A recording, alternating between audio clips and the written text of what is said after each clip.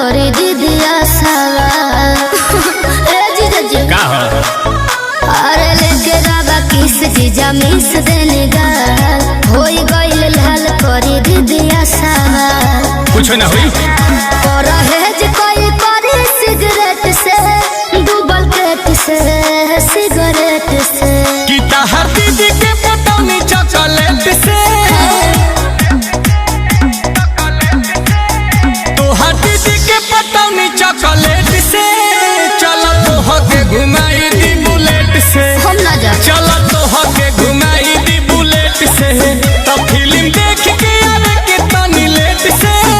चलो तोहके घुमाई दी बुलेट से चलो तोहके घुमाई दी बुलेट से ए बैठबू की ऐठबू कहीं का दीदिया से तो तोरे आंखों छोड़ा दे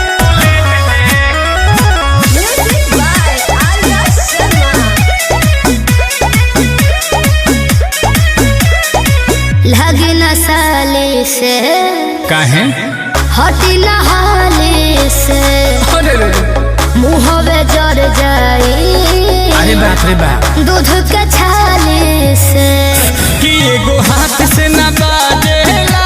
सुनो ना होई ताली अच्छा। साली जी जाके खातिर होली जहाँ तो घरवाली हो अभी जाई होने लाए तनी लेट से काहे? दूसर गेट से तनी लेट से कि तहर दीदी के पटौनी चॉकलेट से तहरा दीदी के पटौनी चॉकलेट से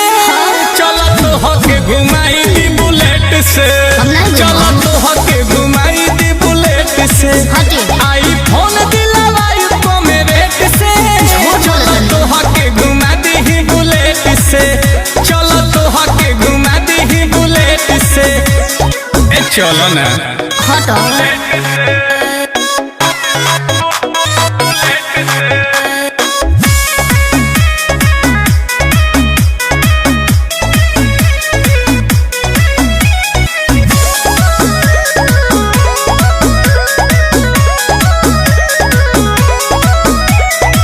रहवा से जबर बा के ओकर खबर बा के कर